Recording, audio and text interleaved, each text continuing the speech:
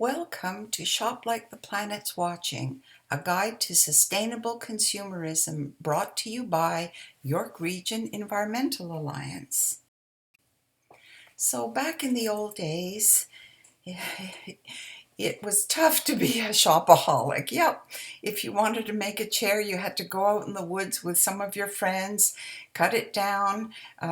It was very hard to transport things, so people didn't change their wardrobes, furniture, etc. every year. Now it's hard not to be a shopaholic.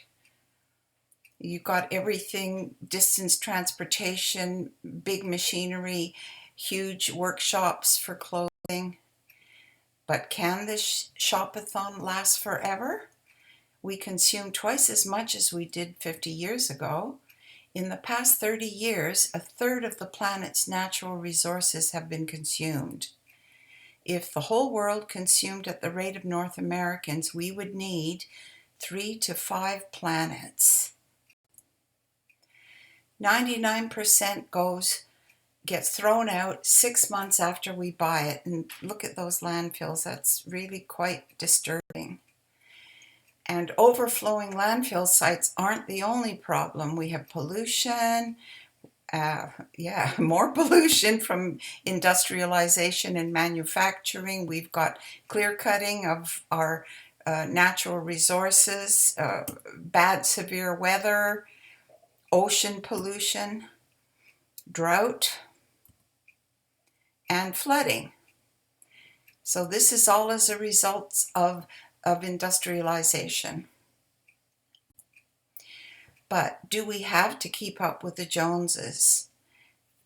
Let's explore the concept of sustainable consumption, maybe a middle ground between rampant consumerism and bygone days. All these stages have an impact on the environment: disruption, degradation, and pollution. Our goal as smart shoppers is to try and choose goods that keep these effects to a minimum. So we can in whatever we choose to buy, not just what we'll discuss today, but to think about the whole life cycle before we make a decision to purchase. So a few questions to consider before making a purchase. What raw material ingredients went into it? Are they renewable? How was it manufactured or assembled? Where was this done and how was it transported to you? What kind of packaging? Is it recyclable or renewable or excessive? How long will it take this item to last? Is it repairable? Is it 1 year guarantee and it breaks? How and where can it be disposed of? Can it be reused or recycled, or will it just be dumped in a landfill? So here are some everyday purchases that we'll discuss, and let's see if we can go through a whole cradle to grave process. So bottled water, some false misconception. Bottled water is better for you than tap. Bottled water is more convenient. Bottled water is cheap. Plastic water bottles are recyclable, so they're environmentally friendly. We will never run out of water, so we can use as much as we want. All of these things are false. We have lots of water, don't we? Well, not really. 97% of water on Earth is salt water.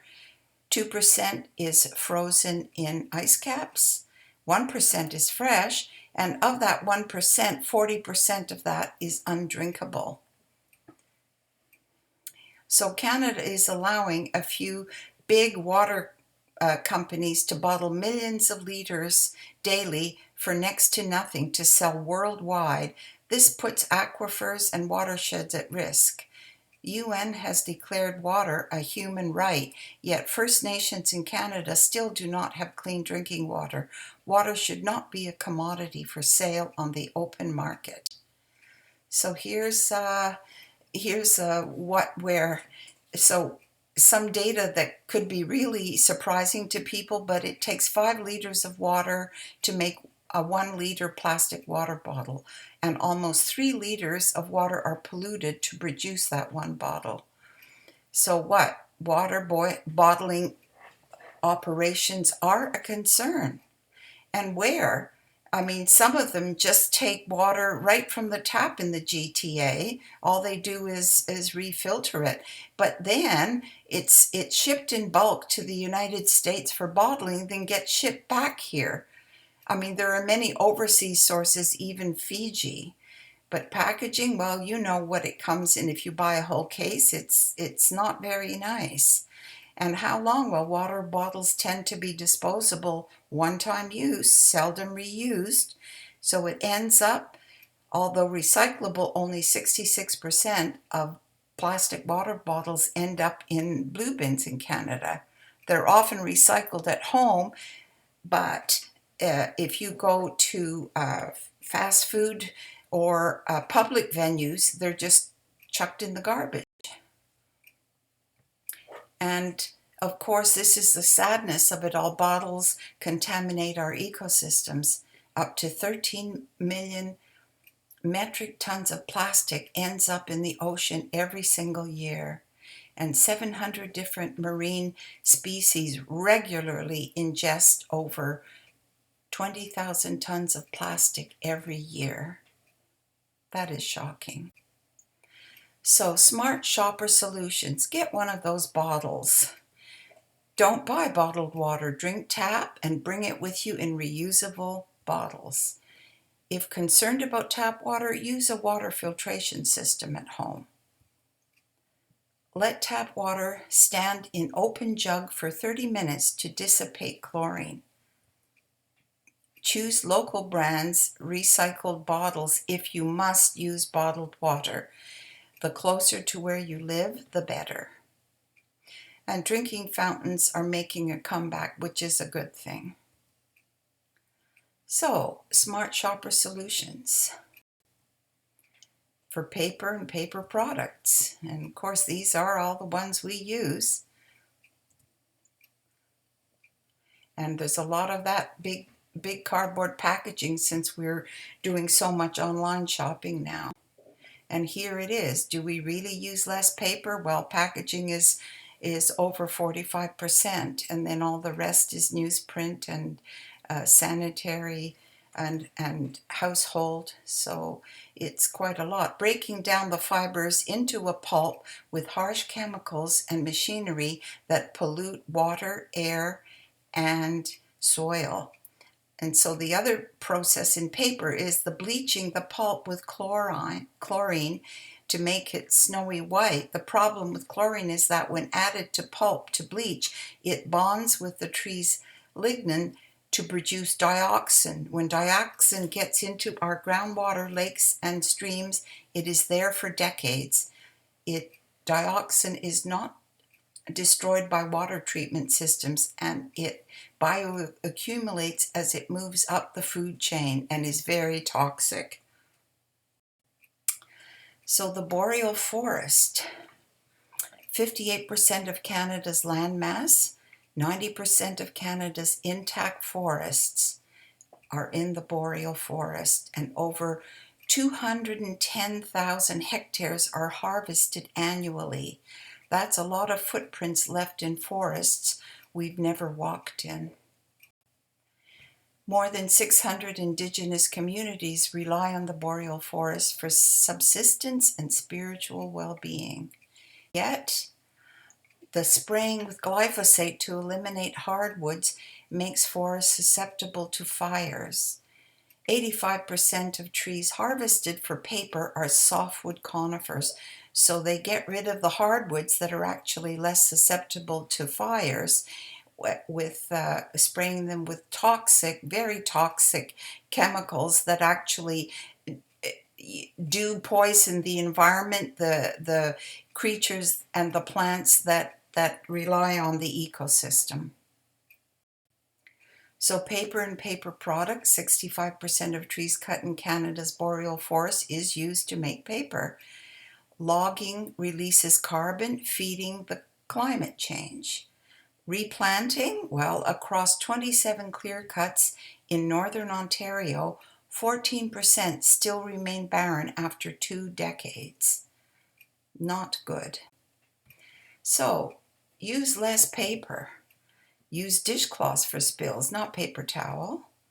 Subscribe to online newspapers, newsletters, e-bills, and banking. And most of us, I think, are shifting to that. And it's actually simplified our lives a lot better than writing checks or so forth. So that's one good thing that most of us are going over to. And borrow books from the library. Buy used books, or when buying new, look for ancient forest friendly. Don't hit print unless you really have to. Set up a good on the other side paper box for notes, grocery lists, and messages. And look for 100% post-consumer recycled products.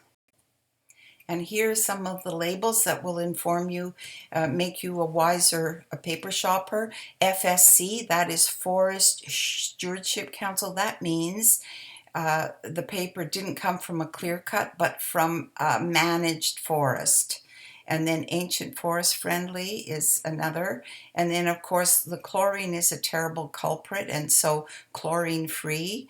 And 100% recycled fiber, but also the best of all, 100% recycled post-consumer.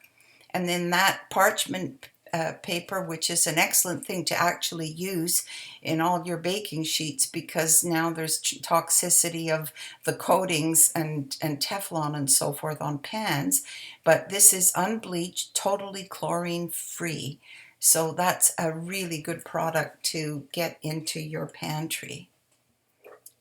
So now here's a smart shopper best choices. Let's go through it. We've got on the left Cashmere EnviroCare. Cashmere EnviroCare, 100% recycled. FSC, that's from Forest Stewardship, so it's not from clear cuts. Fine. But then we've got Compliments Green Care, 100% recycled, majority post-consumer fiber. That means that over 50% is post-consumer. That means it's from the blue box, and that's really good. And then PC Green Vet, 100% post-consumer recycled. So that is the best choice. That means that toilet paper is made from the blue box, because even if they say 100% recycled, it just could be cuttings on the floor from making paper. So that is something to learn and watch for. And then we have, when you do have to buy paper, best choice is Roland Enviro paper. We use that whenever we've had to do any printing for booklets and so forth. But this company in Quebec uses biogas for 93% of its energy, and it's got the smallest environmental footprint in the industry. 100% post-consumer fiber, processed chlorine-free, and it's lovely paper. So be sure to put your used paper products into the correct waste stream. Office paper, blue box. Shredded paper in York Region, you can put in the compost bin, small amounts. Paper towels, tissues, compost bin. Books, magazines, donate them. Library, waiting rooms. Just don't chuck them in the garbage or the blue bin. You don't need to. Okay, batteries. So some batteries are designed to be one-time use, like the one at the top, and others are rechargeable. All will become dead eventually and need disposing of, but rechargeable batteries can often be recharged more than 1,000 times and can hold their charge roughly as long as the one-time use ones do, depending on their quality. So let's look at what the batteries contain: a combination of terrible heavy metals and chemicals. And this is a list of some of them, the battery concerns.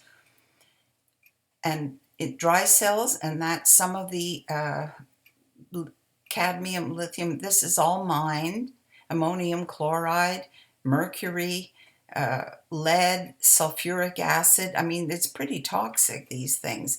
So obviously, if you don't have to change them as often, that's much better for the environment. And the impacts, unfortunately, in many developing countries, ore mining can be really dangerous for bodily injury and through exposure to the toxic chemicals and byproducts produced. Children who live near or work in battery recycling facilities have lead poisoning. It's very sad. So, smart shopper solutions. Rethink how you use battery powered electronics. And, you know, a thousand times the cost of regular bulk power. But unfortunately, if you have a mouse for your computer and it only takes batteries, it can't be plugged in, you have no choice. But this is where reusable, rechargeable batteries, when you do need portable power. And so the other thing that, besides how many times you can use it, 4 rechargeable AA batteries can reduce the need to buy and dispose of roughly 100 conventional batteries. So an eventual saving of approximately $40, but 8 pounds of hazardous waste. So just by buying 4 rechargeable batteries, your waste, you saw how horrible the hazardous waste was. You're saving 8 pounds from just 4 batteries. So dispose of your used batteries responsibly and recycle them. And hardware stores, libraries, recycling depots do take them back. And also some stores where you bought them from. And York Region has depots. IKEA takes them back. And I know Home Hardware and Home Depot do. But in your library, you get a bucket where you can put them in as well. Okay, light bulbs, fast facts. Now, incandescent bulbs waste 95% of their energy producing heat. CFLs use 75% less than incandescent, last 5 times longer, up to 10,000 hours. Unfortunately, there is a disadvantage because they do contain mercury and must be disposed of at a hazardous waste facility or at locations that take them back, such as IKEA. LEDs are 8 times more efficient than incandescents and last between 40,000 and 100,000 hours. And this all does depend on the quality. If you get a brand name or if you get them at the dollar store, there would be a difference. But rethink the lighting in your home. Identify areas that have more than adequate lighting and minimize. I mean, look at that, all those houses with all that lighting. I mean, that's not necessary. See if you can remove some bulbs from multi-bulb fixtures or replace with more energy efficient CFLs or LEDs. And here, Smart Shopper Solutions. You can now also, if you have under your kitchen counter lighting, those big old-fashioned tubes, now they have T5 tubes that are very efficient, and they even have soft, you can get warm white that's very, it's nearly like incandescent, and also Christmas tree lights. So there's a lot on the market that you can look to make better choices, but you can save electricity, save money, and reduce waste. So clothing, the real cost of fast fashion. Well, yeah, it's human rights abuses, sweatshops, low wages, unsafe working conditions, no worker protection. Industry has huge carbon footprint, creates massive waste to make ultra-cheap disposable clothes. Up to 100 billion new garments made annually. 12 million tons of textiles are dumped in landfills annually in Canada. And that's unfortunately all the third world countries where there aren't any human rights and terrible things happen. So natural fibers, cotton, wool, silk, and flax, which is linen. So until the 1950s, all of our clothing was made from natural fibers like those. But clothes were mended, repaired, and retailored rather than discarded. When no longer useful, clothing was then repurposed for quilts and rag rugs. Natural fibers are biodegradable when returned to the earth after their usefulness is over. Unfortunately, synthetic fibers have come on the scene, although they're very durable and have taken the textile industry by storm. They comprise 35% of all microplastics that end up in oceans, which is unfortunate. But upcycling and recycling has begun. So there are concerns about cotton. It is the most widely used of all natural fibers.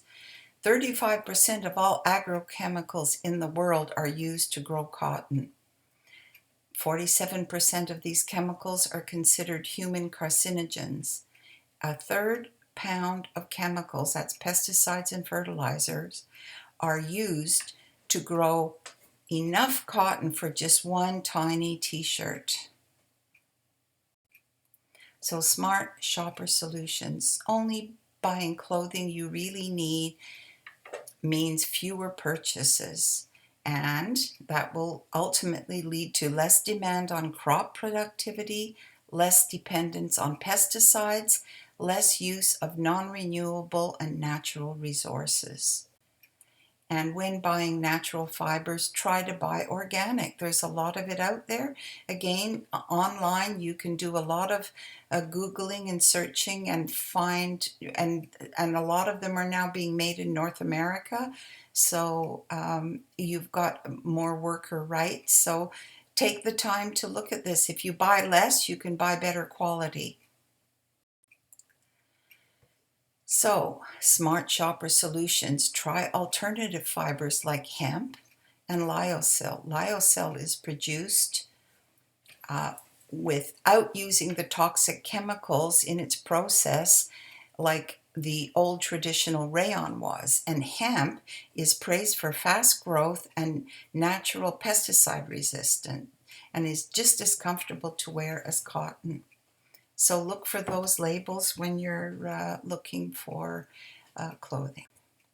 So this is very good to remember. Buy one used item to reduce its carbon footprint by 82%. That's phenomenal. If everyone bought one used item of clothing in a year, it would save 25 billion gallons of water, 449 million pounds of waste. So donate apparel to local charities or shelters, mend your clothes or take to a tailor, and you can get tailors everywhere at dry cleaning facilities. They do tailoring.